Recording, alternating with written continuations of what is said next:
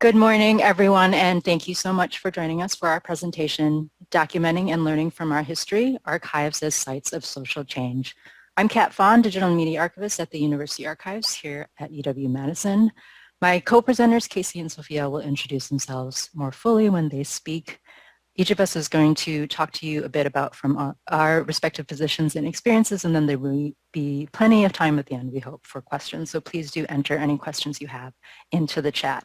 With that, I will pass things over to Casey to get us started. Thanks, Kat.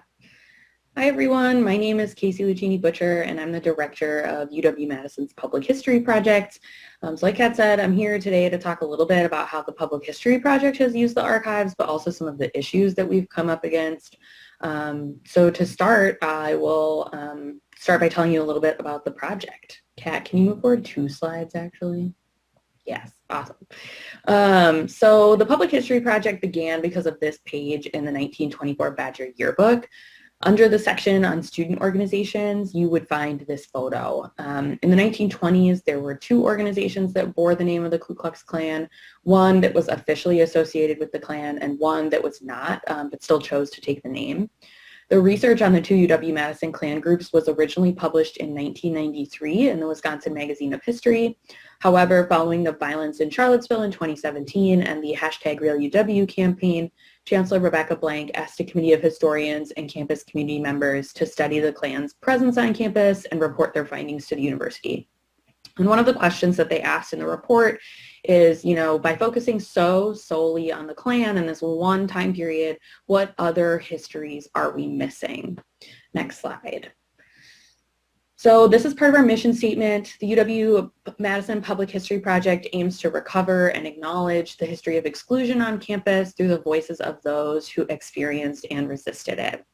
Next slide. We have 4 main research areas for our project: housing and campus life, academic life, student organizations and activities, and athletics. And our goal is really to research the history of exclusion and discrimination writ large across the entire history of the university. So we look at 150 years of history. We look at discrimination against racial and ethnic groups, but we also look at discrimination against LGBTQ folks, against folks with disabilities, to really get, I would say, a more broad, full picture of discrimination. The other thing that we've really come to research is resistance, is the ways that people push back in the university. Next slide.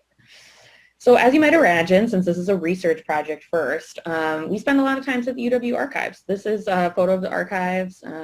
This is in Steenbach Library. On the right-hand side, there's Kat playing with some film, as well as some other archives folks. And the majority of our work up to this point has been happening in the archives.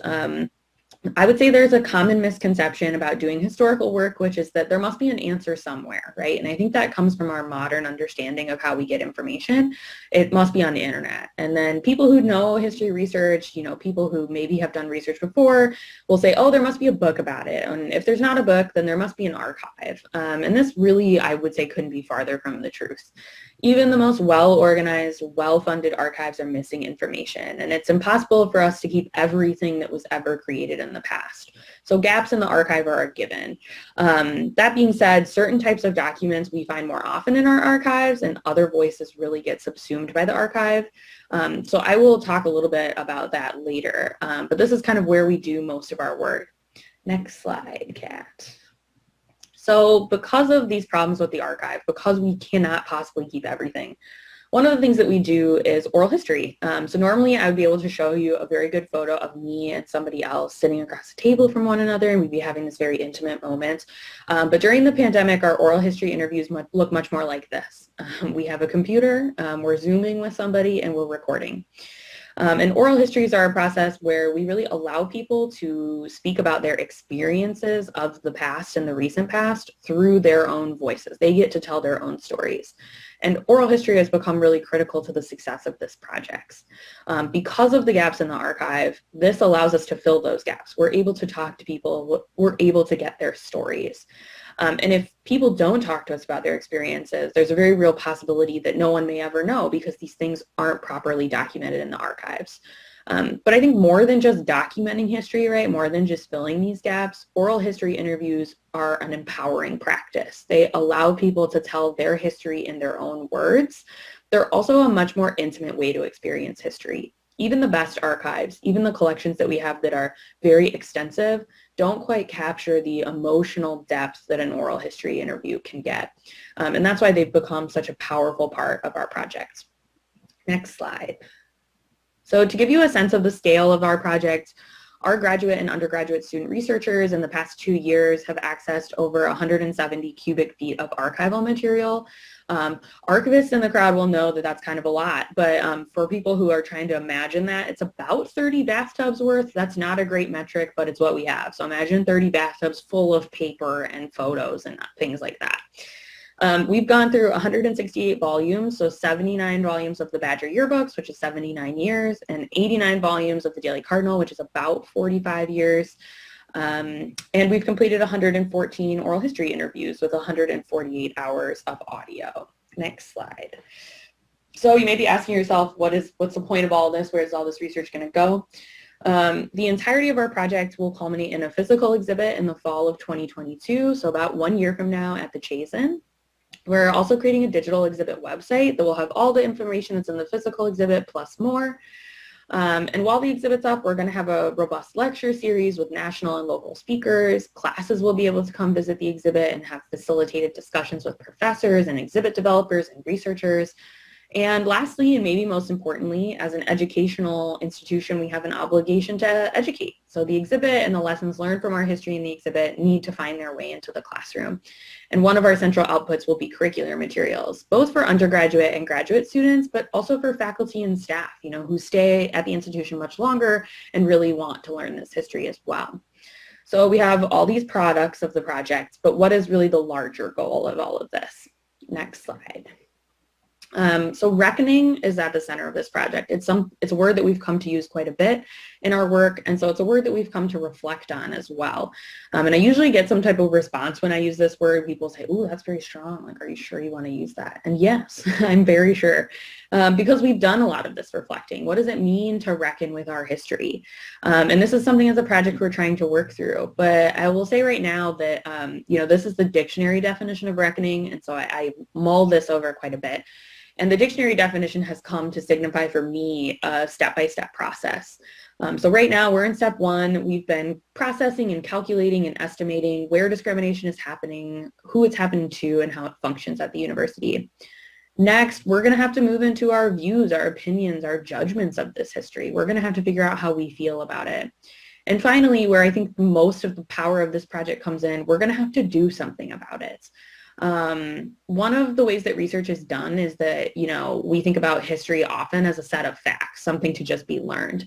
But I think the power of history lies not in just learning a set of rote facts, but really using history as a tool to make change. And this history will reveal things about our university and about ourselves that will need to change.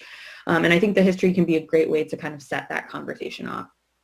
So next, I'm going to move into kind of some of the things that we found in the archives and what's been easy to find and what's been challenging to find and how that really affects our ability to know the history of the university. Next slide, Kat.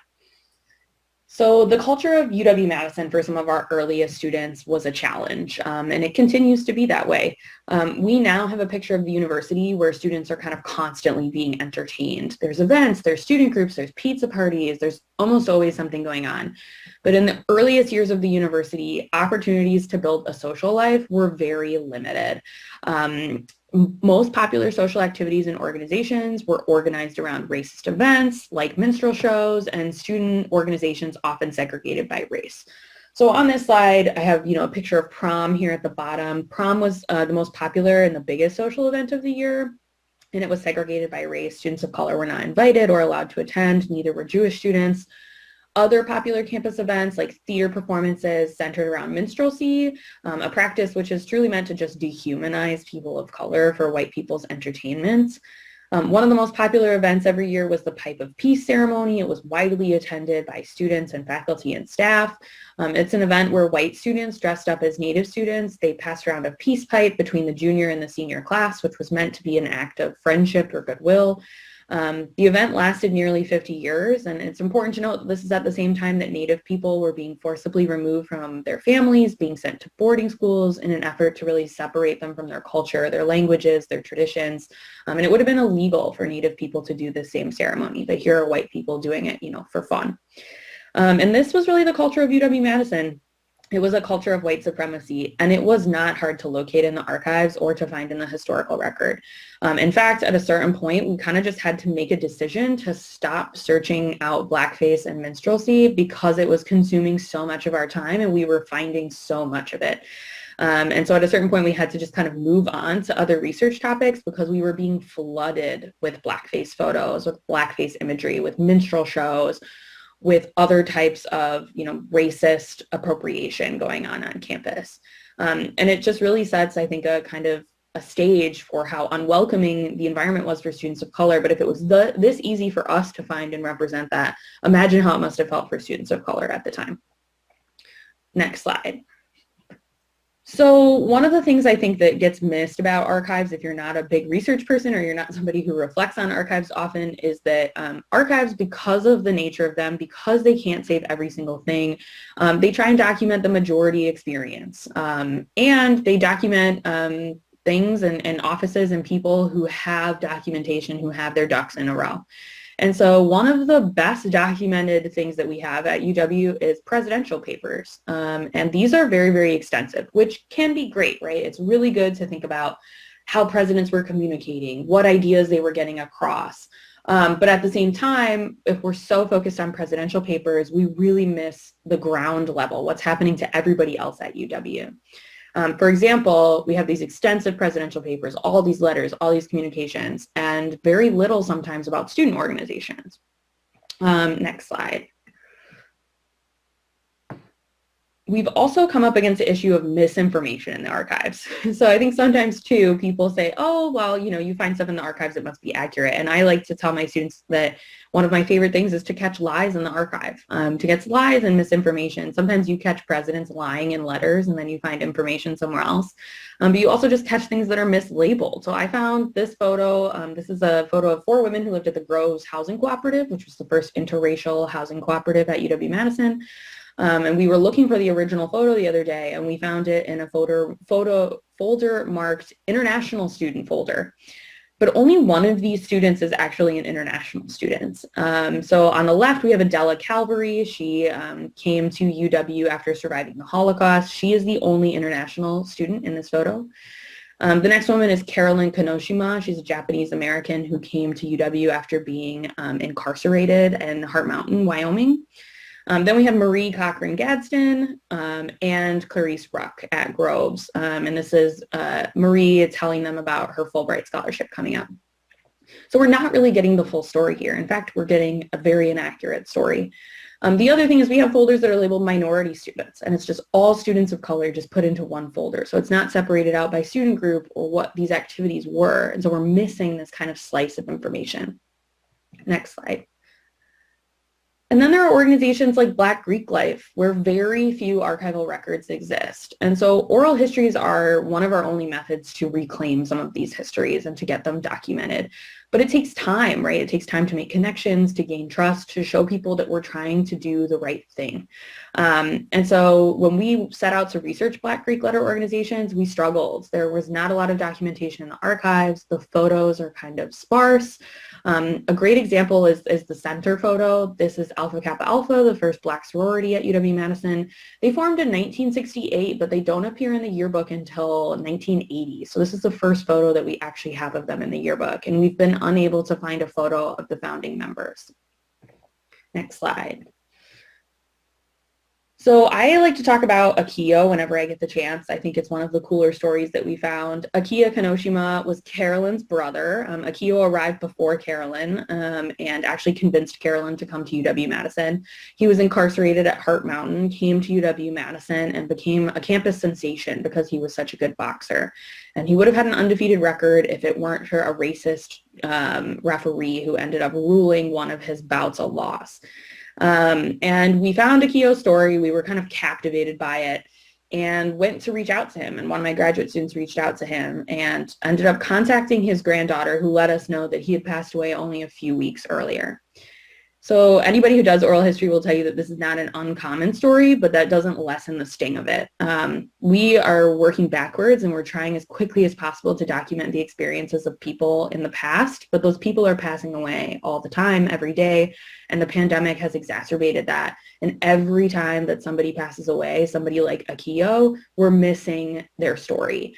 We got lucky. We found a lot of documents about Akio. He happened to write an autobiography. He happened to be interviewed for a veterans oral history project, but in all of those places, we do not have documentation about his experience at UW-Madison. It's very, very brief when he talks about it. So we're really missing what his experience of UW-Madison is like. All we have is what other people thought of him. And so it's a huge loss for us. Next slide. The other person I think about all the time is William Terrace. Also, he went by Caesar while he was on campus. And we know that he is one of the earliest Mexican students to arrive at UW-Madison.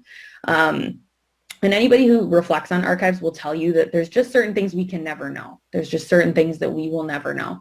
But there's ways to read between the lines, and William is one of those people, I think. Caesar, you can see here in his yearbook quote, it reveals quite a bit about his experience at UW-Madison. It says, "I traveled among unknown men in lands beyond the sea, nor Mexico did I know till then the love I bore to thee." I wish we could talk to Caesar. I wish we had a time machine to go back and ask him. But this, I think, is something really powerful. It's something that lets us know about his experience here, even if it's just the tiniest little window. And it's a way for us to really see the experience of early students of color, even though we can't talk to them. Next slide.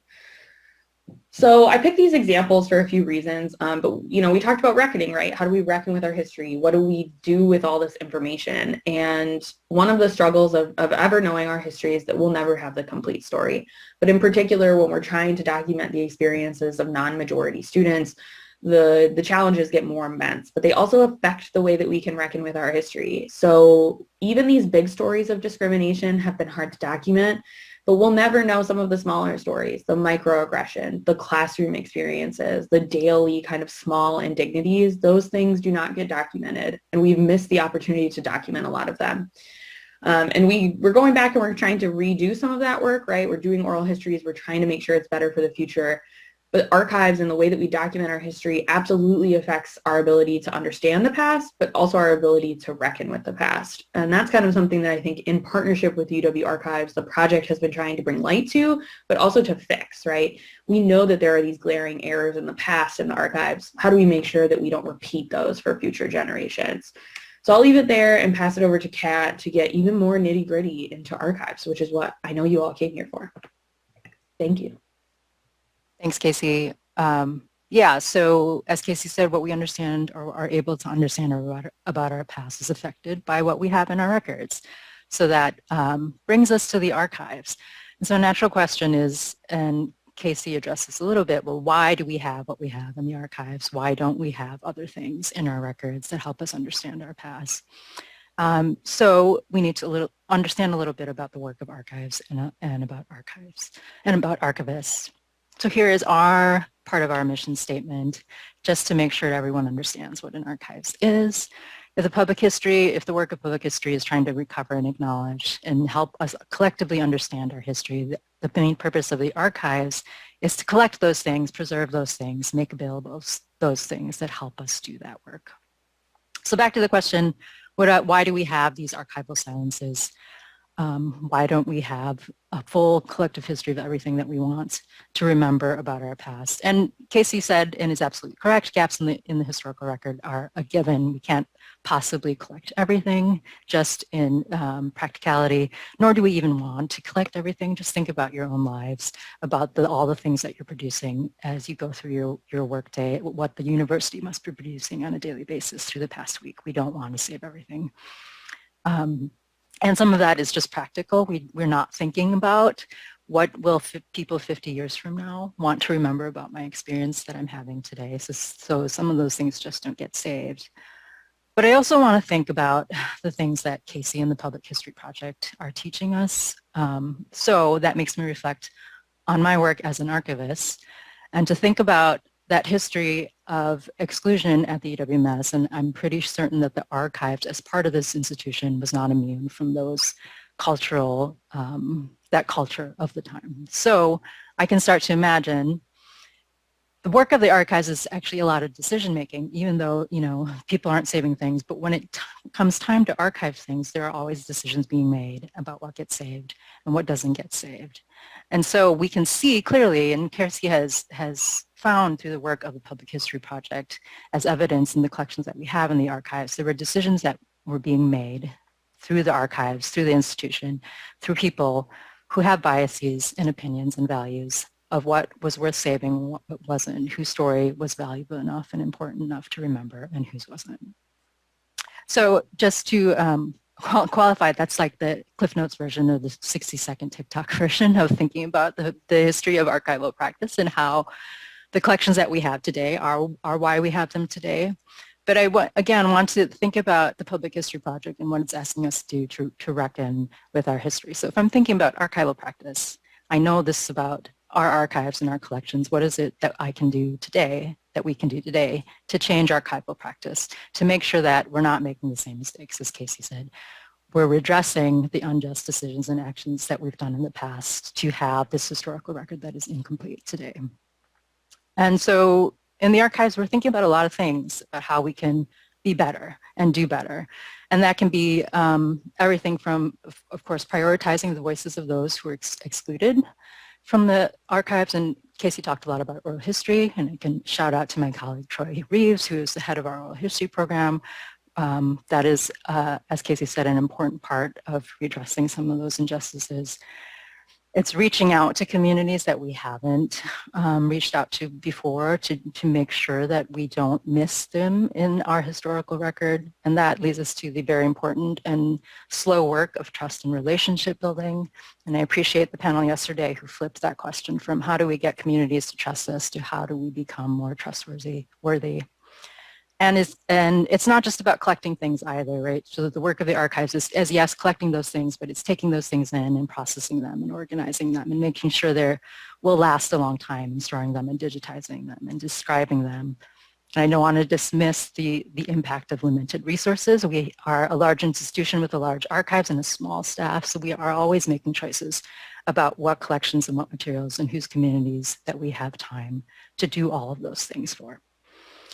So overall, all these things that we're thinking about in the archives, what I hope that we're doing is moving from a model of a lone archivist, voice of authority, who's making decisions about what gets preserved in our historical record, to a more community-based participatory form of archiving, which means we want the subjects of these materials, the creators of the materials, to the extent that they can, it's not always possible, as Casey mentioned, to have a voice and to have a say in what gets saved, how it gets saved, how it gets described, which means that you all, UW-Madison community members, have a role to play in building our archives as well.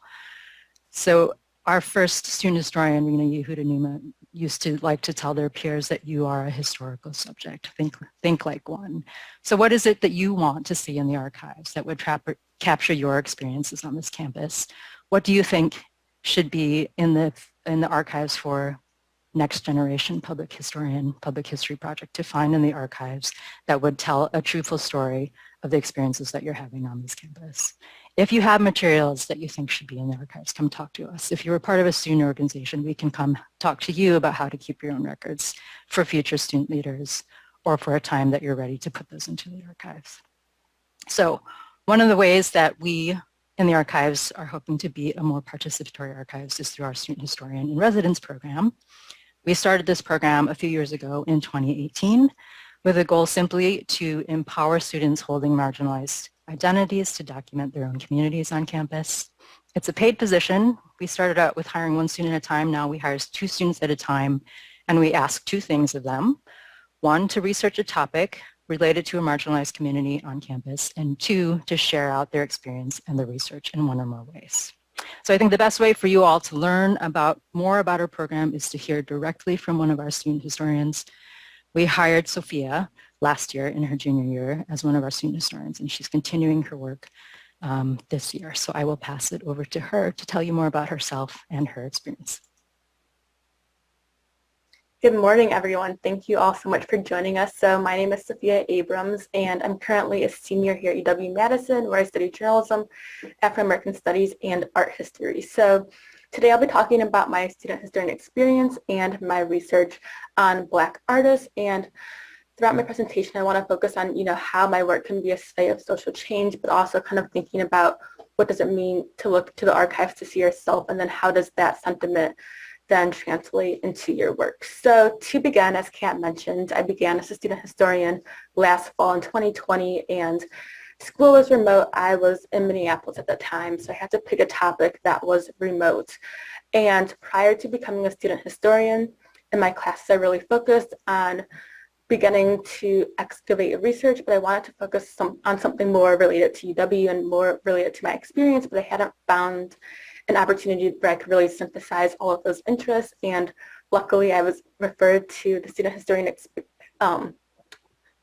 historian role, and that really enabled me to further dive into my interest and learn more about myself and more about the community. So I'm going to talk more about this throughout my presentation, but just a little overview of what I do typically. So I've been able to develop a project over the course of a year, and that project's really come to fruition because I'm not doing it by myself. I'm working with Kat and other people in the archives. I have support.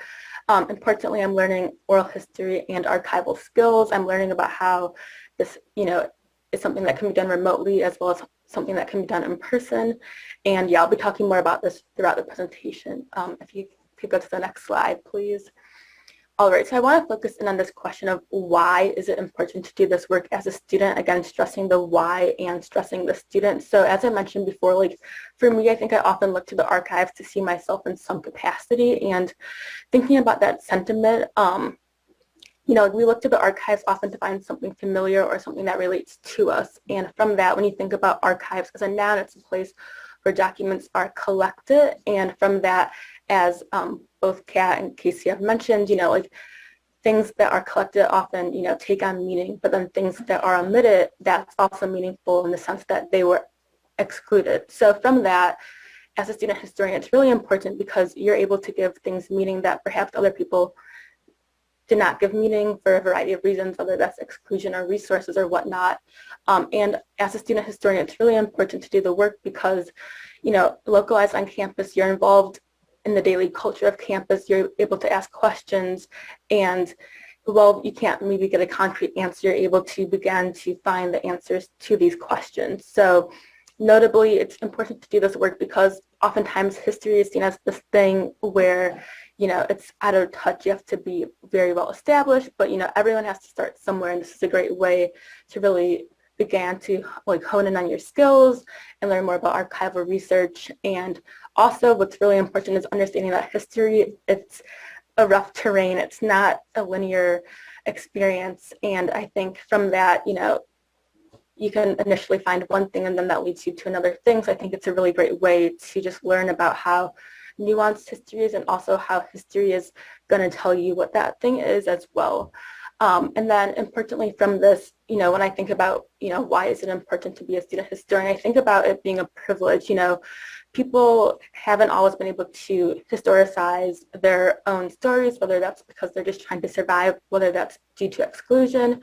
So importantly, I look at this as a role of privilege where I'm able to focus in on and think about, what do I find to be important and how can I share that with my community. So now I'll be talking more about my research, and if you could go to the next slide, please.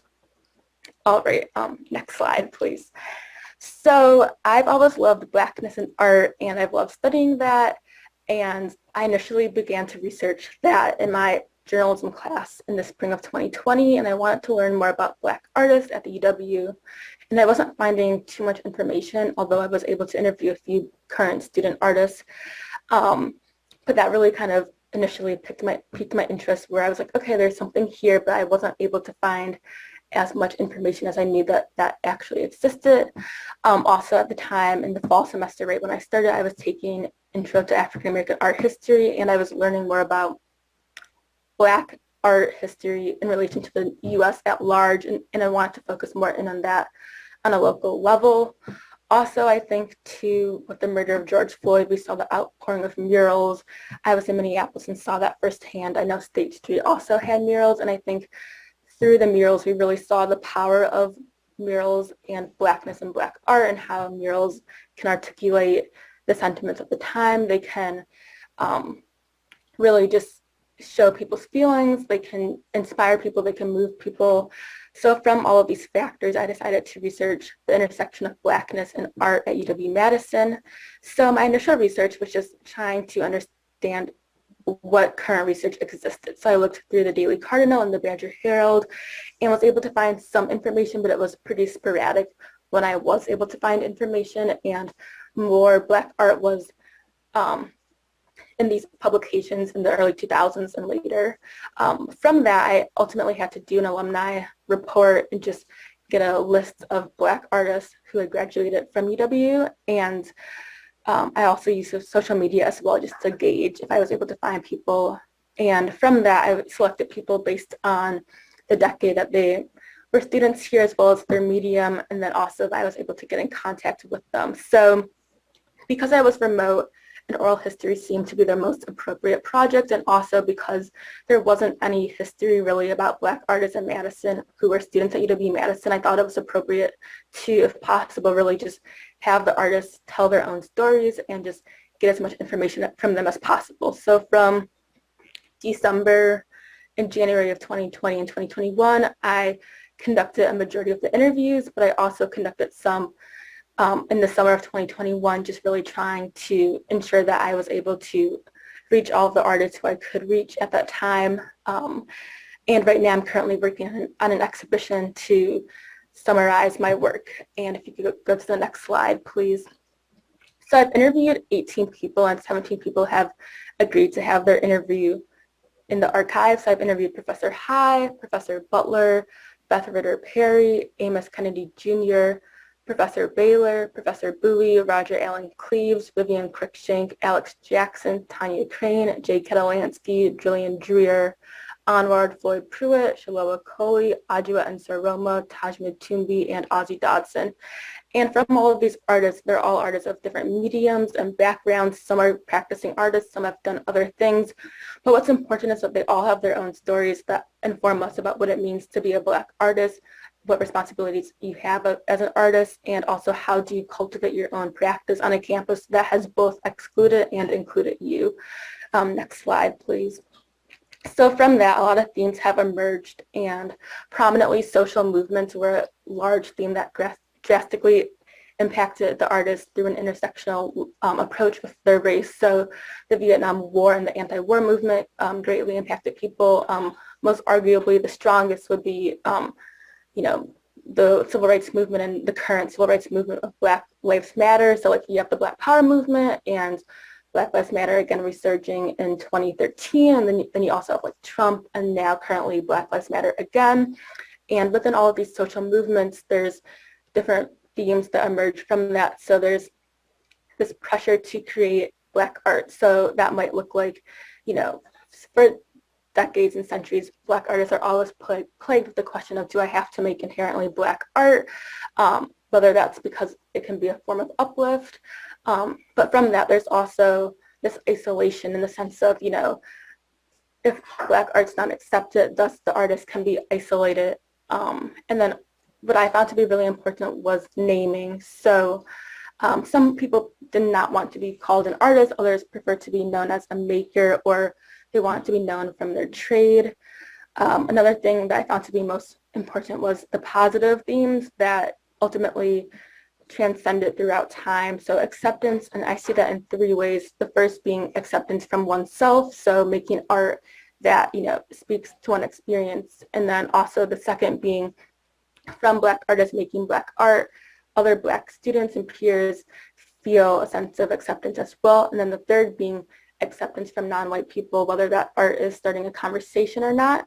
And then from these adjacent themes would be community, as Black art often created communities within amongst Black artists, so that might look like collectives, but that also looks like making community through like gatherings and talks or whatnot. And also in the 21st century, the First Wave program was created, which is a art cohort for the arts as well. And then lastly, to affirmation as, when one's able to make art inherently about themselves, they're able to affirm their experience and thus others. If you could go to the next slide, please.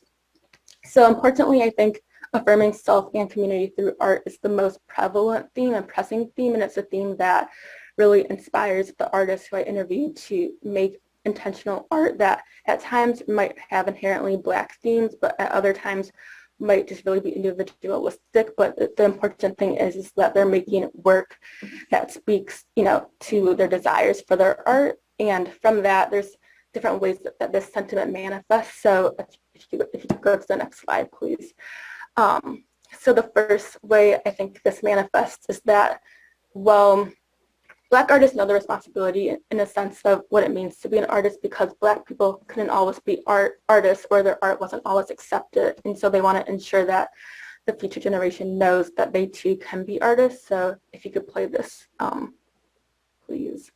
And I hope, to this day, I can still find ways to inspire, young kids, especially those of color, to get into art, whether it be design or fashion or, whatever, just because I think the world needs more of that. And it helps to see,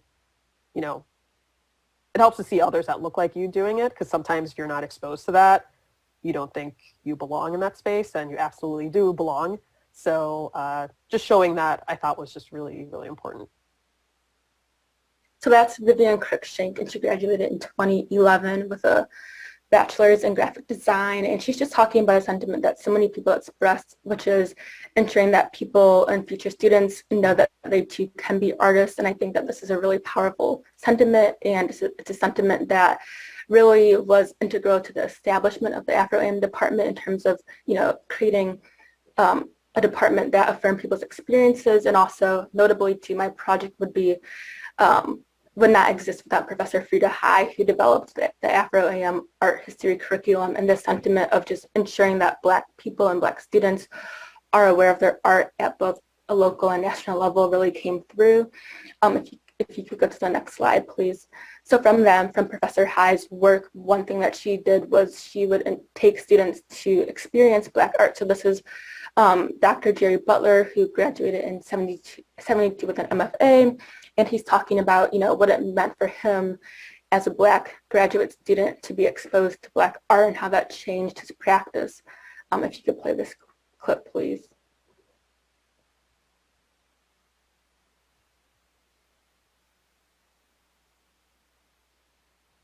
And she had this course that was called African American Studies. And in that course, I realized that I wasn't going to be the first African American artist. I found out that, oh man, there was all sorts of, it was like tons of people who were African American artists, and very, very good. The one thing that just blew me away was the whole story of Edmonia Lewis, who was incredible, had to go through a lot of degradation, a whole lot of stuff, and her work was brilliant. So notably here, he's just talking about, what it means for him to be a Black artist. And I think it's important too, because he noted in his interviews how as a student he would make work with subjects such as Angela Davis and Malcolm X, and those were not received well. He also talks about how professors might just fail him because he's a Black student.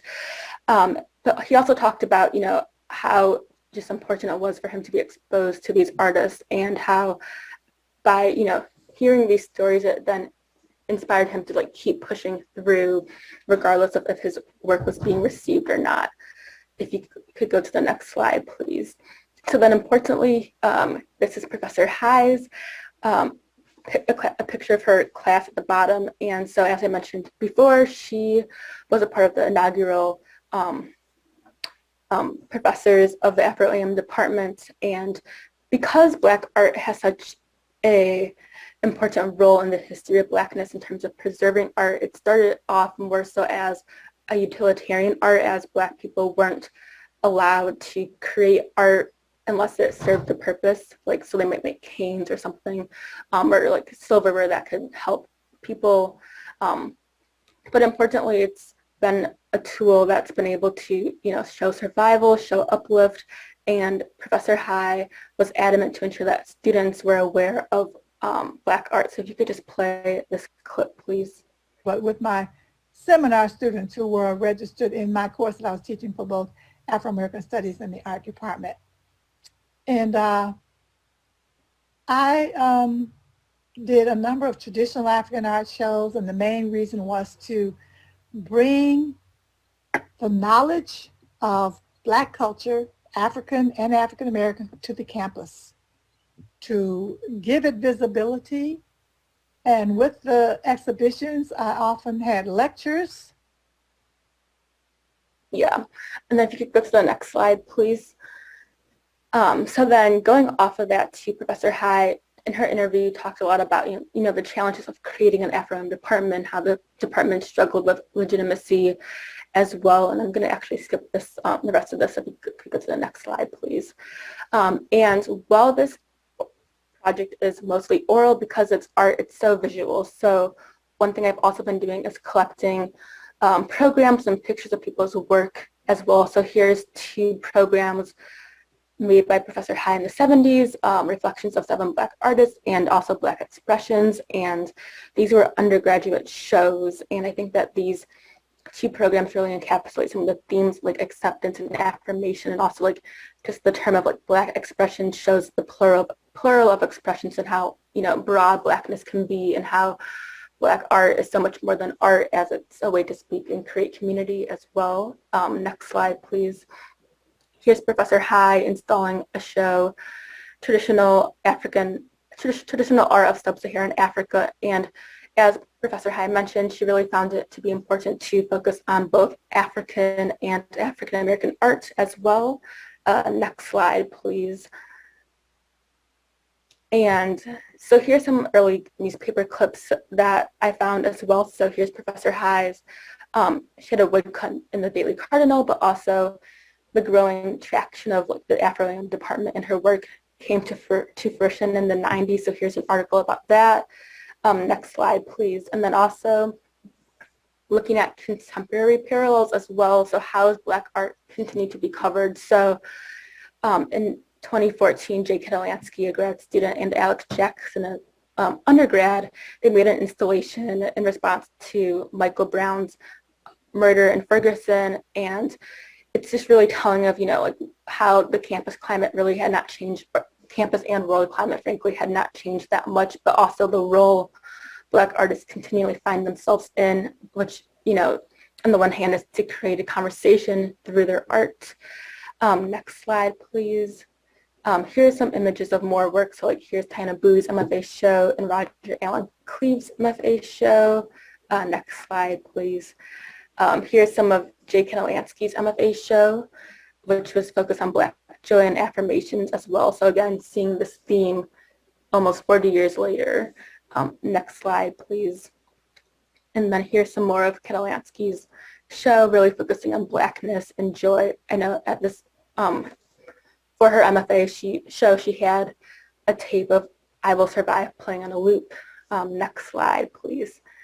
So next steps, I'm currently creating an exhibition, a paper, and I'm archiving the interviews as well. And to wrap up, I just want to talk about, how can my work be a site of social change? So to begin, what I find to be really important is that historically Black artist stories have not been told and they haven't been archived, but through my work, I'm ensuring that 17 Black artist stories can be archived. I'm also ensuring that this can be a site of social change because it's starting a conversation that's, forcing kind of a reckoning within the archives and within the art world to consider the stories and the complexities of Black art and how it's not just like this one narrative. There's so much more to Black art that's often missed just due to a lack of research on Black art. And notably too, when I'm thinking about like going to the archives to see yourself, when I started, I wasn't able to really find much information about Blackness in art, but luckily through this project, I've been able to find that, and hopefully I can inspire someone or like have this work here for someone to then go into the archives and see themselves and then create work in response to my work. Thank you. Thank you, Sophia, and thank you, Casey, and thank you all for listening. Here's a quick link or slide of links. Our slide deck is available on the presentation page, so you can download the slides to save these links if you want. Please keep up with the Public History Project. There's lots going on in it. As Casey said, they're working hard on the upcoming exhibitions. You can stay tuned to their social media posts to keep up to date with the archives. We'll be also updating on the further work that Sophia and her fellow student historian, Sydney Tang, are doing this year. There are also a couple other links to partnerships that we've done with the Public History Project. I don't know if Casey or Sophia, you have anything to say to wrap up. I guess I've been thinking a lot about, and I'm probably biased, my ears perk up when anyone says that we need to know our history to be able to do the work that we're talking about these couple days of diversity, equity, and inclusion. But I do truly believe that we need to understand our history in order to put ourselves in context in our present and to make good decisions about where we want to go in the future. So please do stay engaged with our public history, our shared history. Be a partner with us in the archives to build our community archives. Get in touch with us, and thank you. And it's time for questions. If you have them, please drop them in the chat if you have them. I think I saw one early on. Let me go back to our chat. A minute. There was a question early on about how do you find the things to be archived? Are records ever crowdsourced from the community? Good question. Casey talked a little bit about the things that she's doing to try to redress the gaps that we have in the archives collections. As a course of the archives work, though, there's lots of ways that things come into the archives. A lot of it is passive. People come to us with things and they say, here are things that I think that belong to the archives, and we have a conversation with them about what should be saved and what is appropriate for saving. We're a public institution, and we have what's called record schedules. So again, I'm excited to shout out to all of my archives colleagues. We have records officers in the archives that help. There are public records, things that are defined as public records that are supposed to come to the archives for permanent archiving. But there's also this more abstract bucket of things that have historical value. And that is a much more subjective area of finding things to be archived. And so there's a lot of the passive receiving things, people that come to us, but we also are thinking about what outreach we need to do, especially as we've been talking about this whole time, those communities where we have not had a good relationship, and where we want to fix those things and where we want to build trust and relationship and say, like, we are missing your story in the archives. And so there's a lot of outreach in that way too for finding things to be archived. Are records ever crowdsourced? We've never done anything like that since I've been here in the archives. There are archives that do sort of like collection drives. I know a colleague of mine who used to work at Princeton used to do like a student organization collection drive, like in the spring, where he would do outreach and reach out to those student organizations and say, like, this is your time, we're going to set up these 3 days, come to us and bring your records. So that type of work does exist. I don't know if Casey or Sophia have anything to say to that while I search for another question in the chat here.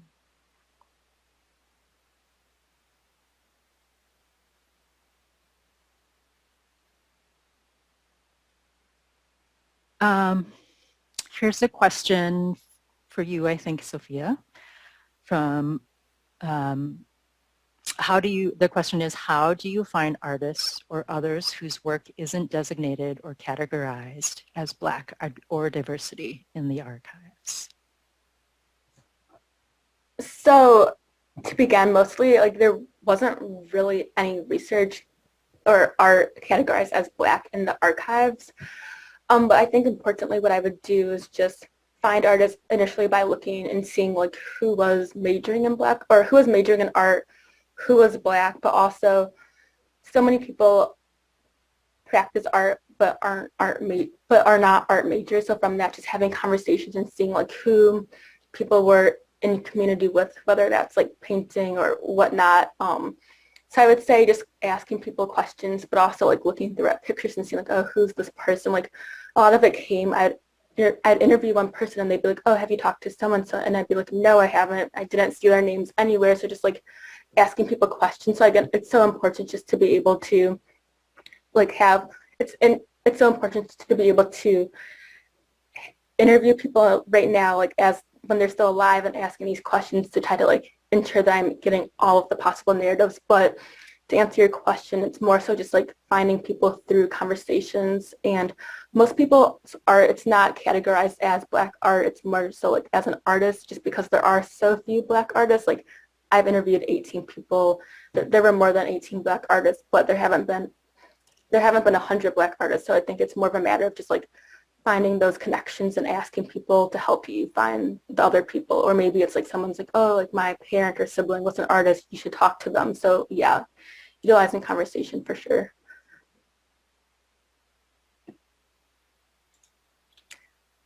There's a comment and question here. I'd love to hear the panel's thoughts about higher ed's tendency to celebrate and promote its legacy. 170 plus years of education and discoveries, which is of course good, but that's blemished by many injustices. A part of that blemish is the visual record, which is very white male-centric. What do you think we should keep in mind as we select and use these historical images to promote and celebrate UW's legacy? I guess I can start with that one. Yeah, so we think about this a lot. UW, and I mean, all universities do this to a degree, but I think UW-Madison is really specific in that it uses its history quite a bit. And, you know, I think you could argue it also sells its history, right? There's a part of this where we are selling ourselves as this historical university with all these amazing innovations and discoveries. But usually when that happens, you're right, we're highlighting a certain experience of UW. And again, I think part of it goes back to we just try and document the majority experience, and UW-Madison is primarily white. And so that's going to be a lot of white people. The other thing is that people have been intentionally and sometimes unintentionally excluded, right? So like, you know, it's not totally clear to us how people get in the yearbook or don't get in the yearbook. Some of it is that you had to pay to be in the yearbook. If you were an organization, you had to pay a small fee, we've heard from certain groups. And so they were like, I don't know, we're just not going to pay the fee this year. But other times, you know, we've talked to alumni who say, I didn't even know about the yearbook. Nobody contacted me on photo day when they took a photo of our whole class. Nobody invited me. I wasn't there. So some of it feels a little more intentional and unintentional.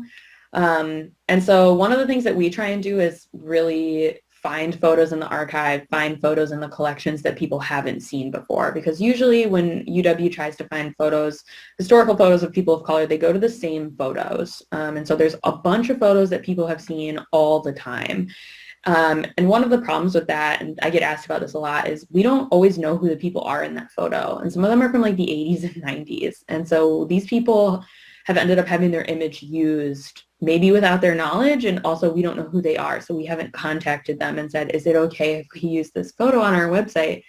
So there's a lot of, I think, complexity in how we represent the university. And some of it is that we cannot recover some of this. So I wish we had more photos from the 60s of Black Greek litter organizations, but we do not.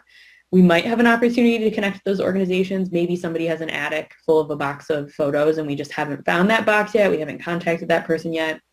But there's also an element of this that I think archivists know and historians know, and it's not a satisfying answer to the public, but like this is the price of discrimination. This is the price that you pay for ignoring a segment of your community, is that history is not documented, and often that this community doesn't want to work with you. They don't want to give you their collections. They don't trust you to document their stories. And so sometimes it's a pretty steep price that we have to pay as an institution for our past wrongs. And there's ways that we can work within that and ways that we can fight against it. But often you run up against, I think, some really serious, decades-long mistrust, distrust that is just hard to overcome, and that is something that the university just has to reckon with.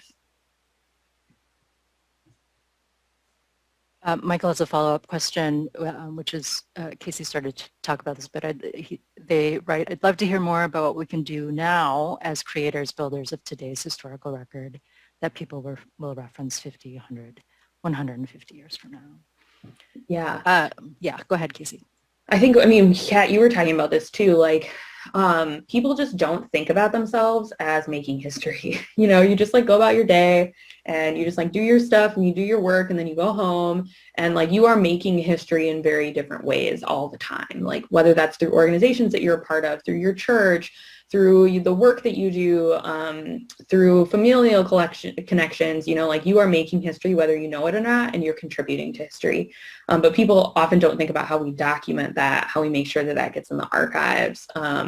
And oftentimes we call people and they're like 60, 70 years old and we say, we want to interview you. And they're like, why? Who am I? I'm just a normal person. And so I think part of it is getting people to start intentionally thinking about how they're making a record all the time and how they're contributing to history so that they can start saying like, oh yeah, we're having this really cool event series. We should make sure to save a flyer that can go in the archive, or we should make sure to save a video of this event and we can send that to the archive because it's really cool that this panel of people was together. So just being a little more intentional about it. But also I think making sure that we're not repeating the same mistakes, right? Which is what I think the archive is trying to do. Is we've pointed out as a public history project, like it's really bad that we don't have these Black Greek letter organization files. We should really do something about that. So now we're trying to connect with Black Greek letter orgs and say, okay, we want to document your history, and building those connections, trying to build that trust. And so we can't really change what's happened in the past. We can't fix all the archives that weren't saved, but in the future we can. We can make sure that we're more intentional. Next question is, how do you determine that oral histories are accurate? I can start real quick, and I will, if my colleague was here, I would pass it over to him to answer those questions. But I think when we conduct oral history, we don't ensure that the person is telling factual truth all the time, right? The point of the oral history is to get their experience and their perspective on whatever it is they're talking about. I will sort of, call on Casey, though, as the historian, the researcher, to talk more about that perspective of using oral histories in history work. Yeah, so I think there's like some light fact checking that just kind of naturally happens, which is like, okay, we don't go down to like the protest happened on a Tuesday, but they remembered it being on a Thursday. And so therefore this whole interview is null and void because it's been 60 years. They don't remember what day of the week it was. Normally people remember more than you think. Oftentimes if their memory is good, they're like, oh, I actually remember it was cold that day. Like those little weird details that stick with you. So we don't like fact check like that, but like other things, reveal that it's true, right? So like people will know details that you verified somewhere else. People will remember newspaper articles. People will be in photos. There are other ways to kind of verify, but I think Kat's totally right. It's not necessarily about like truth. It is truthful to the people who tell you their stories. That is their truth. Whether that is like objective enough is always a question in oral history. I think for most oral historians and historians who value oral histories, you come from the place that everybody's story is their truth, is their personal truth, and therefore you believe them. You take the approach that we believe people when they tell us that this is how they felt and this is how they experienced that day. And there's a power in that. I think a really deep power in a human empathy in just believing people. I think that's part of it. The other thing is I have caught administrators in particular in lies in oral histories. It is not uncommon. They will say, I never said that. And then you'll find like a letter where they did say exactly that, right? And they don't know that that letter exists, or maybe they don't remember. You don't like call that person a liar in your paper, but you point it out. You say, oh, we found this inconsistency in their oral history. They said that they didn't take this action, but here's this letter where they clearly did. So you also have to judge intent too, which is that sometimes you interview people 40 years later, they may not remember, they may not be intentionally lying to you, they may be misremembering things. But yeah, there's subtle ways, and it's the same thing with the archive. I find lies in the archive all the time. You find people who are lying in documents or who forget or who contradict themselves. It's just like part of the human game, I would say.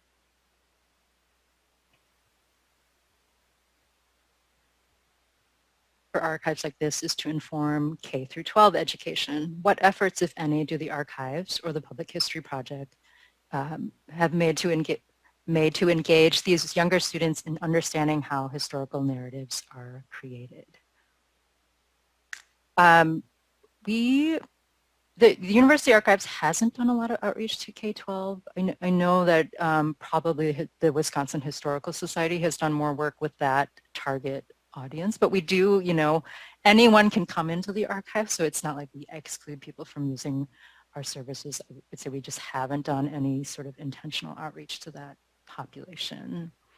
In case if you want to talk about the Public History Project. Yeah, we haven't done a lot of K through 12 outreach only because, we have a really small staff. It was just me actually until about a month ago. We hired our second full-time employee. And we just have a mandate. Our mandate is to focus so narrowly on UW-Madison that it often becomes hard. I think sometimes we've struggled to do community engagement too in the broader Madison community because people are like, there's more to Madison than UW-Madison, so our focus can limit us from making those connections as well. But we, because of our mandate, have really focused on the campus community.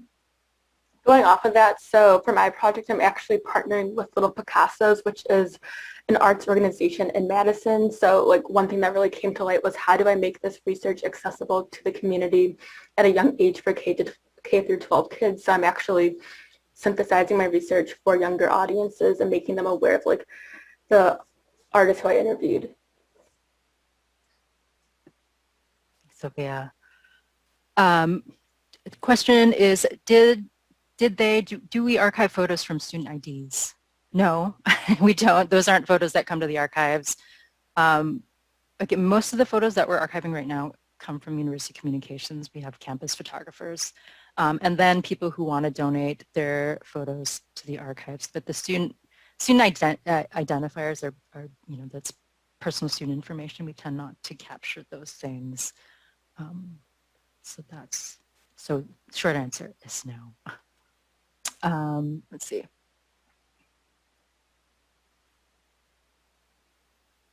We have another question here. As you work to democratize the archives, how do you attract BIPOC to the archives, considering that they see archives as a space where they don't belong? That's a really great question, Emily. Part of it is that we don't know yet. We're working and we're trying and we're doing all the things, that the Public History Project is asking all of us to do as part of the University Communication, which is to reckon with our past and acknowledge those injustices that were done in the past. And I think that's a good first step.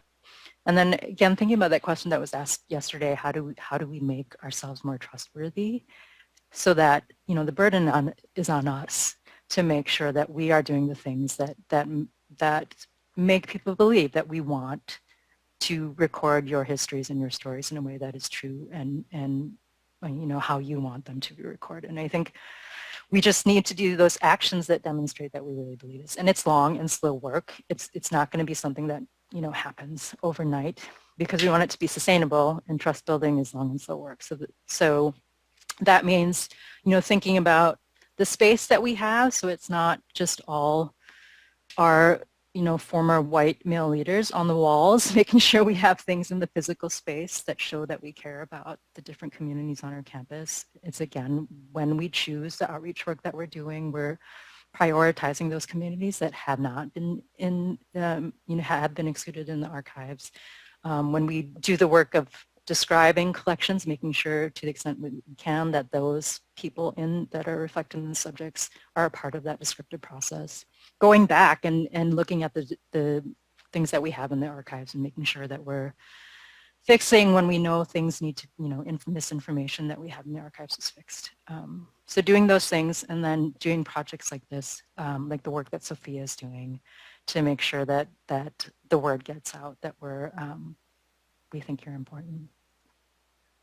Yeah, and going off of that, I think trust building, as Kat was saying, is so important because I think one of the reasons why my project got extended is just because I spent the first semester really just trying to hone in on these relationships and emailing with people and talking with people and just making them comfortable with the process. But also, one thing that did come to light is not everyone is still comfortable having their interview archived. And so that really shows like that there's still so much work to do, and that's like more about creating a culture that really ensures or makes people feel that, you know, I'm doing something that's trustworthy and it's going to help people. So ultimately, yeah, just really trying to foster these relationships and ensure that the, like, in my case, the interviewees feel comfortable and feel that their story is like helping them and helping the community and helping people better understand Black art and Blackness and the UW community at large.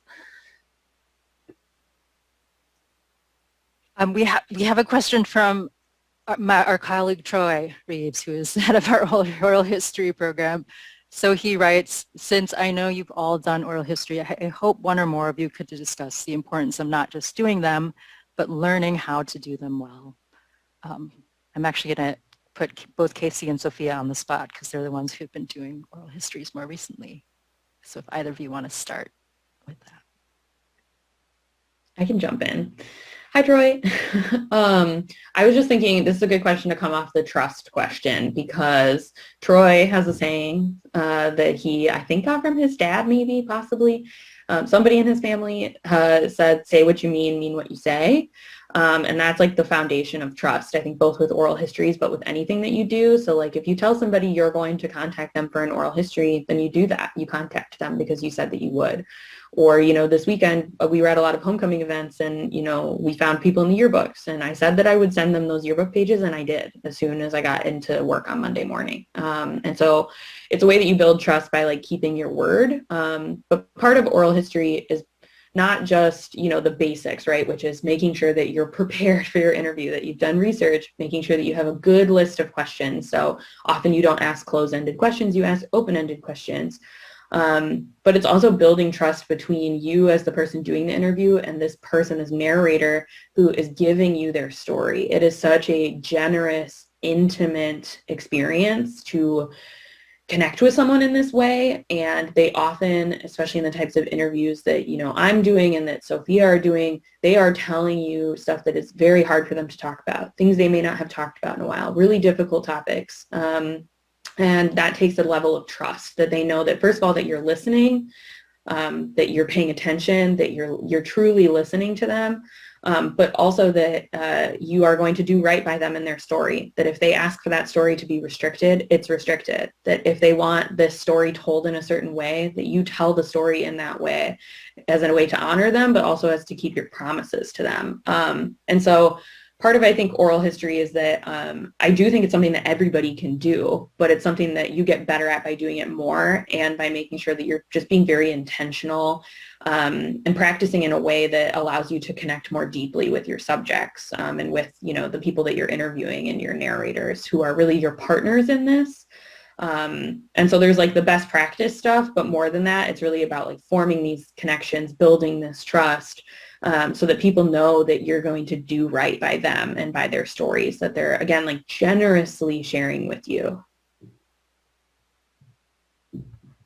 Yeah, going off of that, I think for me I started as a junior, and so it was such a large learning curve, just like really going slow and taking my time. So I think best practice is just like really understanding like what, like the technicalities of an oral history to ensure that you're doing a good job with that, but also really focusing in on the relationship. And then also, I think right now, like I'm at the final part where it's like I've pretty much transcribed all the interviews and whatnot, but like now that they're going to be archived, like ensuring that you are sticking to your words. Like I'm going back, double checking that like I'm including everything that people wanted to include, but I'm also respecting, you know, if people want something omitted or not. So just like really being careful, because like if you mess it up, people aren't going to trust you, and they spent like 5 hours with you at times to ensure that their history was going to come across as correct. So I think it's just really about being intentional and being really meaningful and understanding that an oral history is someone's lived experience. So you can't just disregard it and like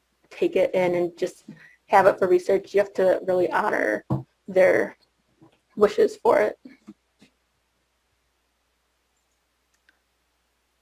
We have time for a couple more questions. We have a question, how have dams, digital asset management systems, and AI impacted your work?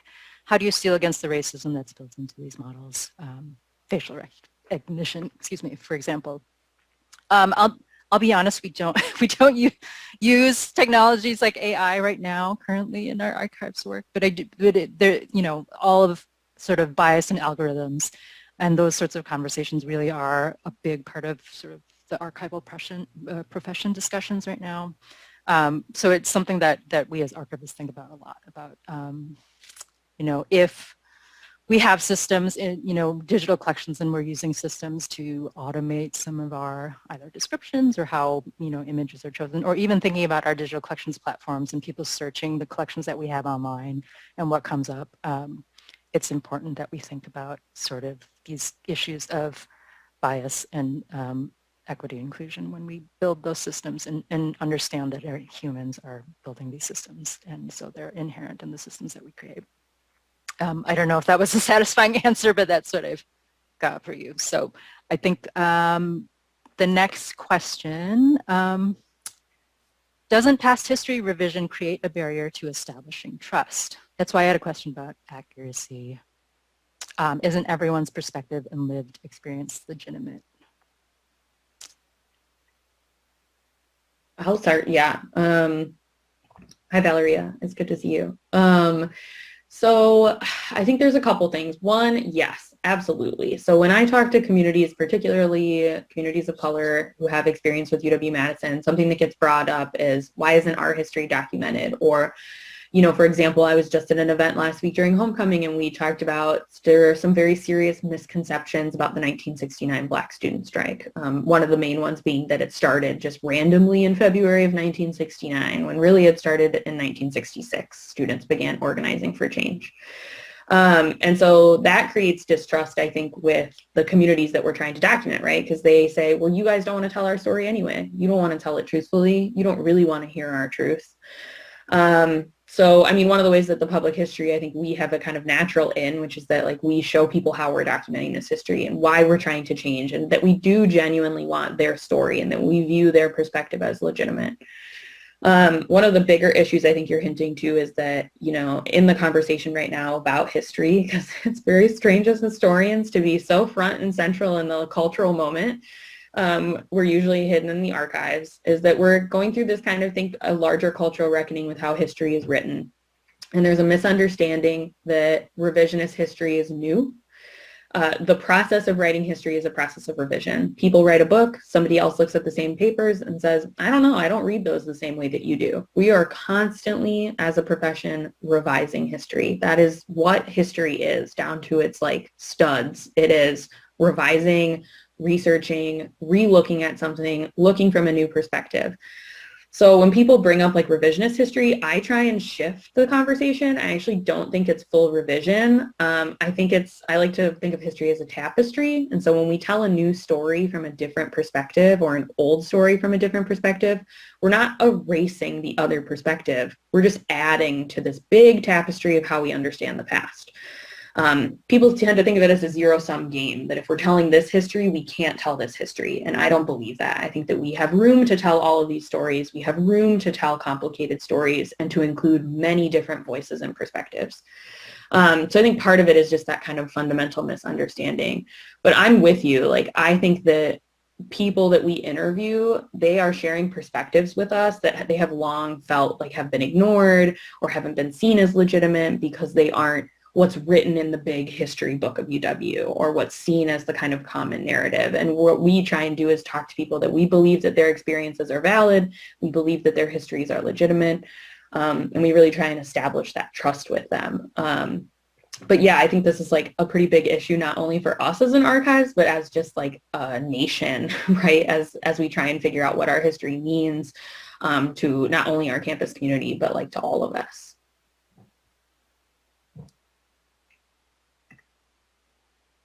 What will the archives look like in the future, and how will their use change?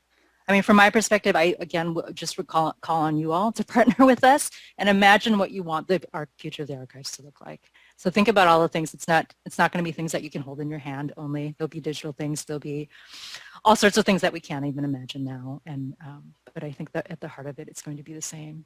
We want them to be things that help us understand ourselves and our histories. I don't know if Casey or Sophia, you have anything quick to add to that. We have 1 minute left. mean, I hope the future of archives is more diverse. I hope it actually tells the stories of UW from multiple different perspectives and I mean, really like more of a social history, right? A people's perspective of UW-Madison, which I think we're doing. We're working towards that. I think that the field is changing, the university is changing. And so I hope in 50 years our university archives will reflect that. Yeah, I mean, I hope all people can see the archives as a place of value for society. Thanks, everyone. Thanks, Liz.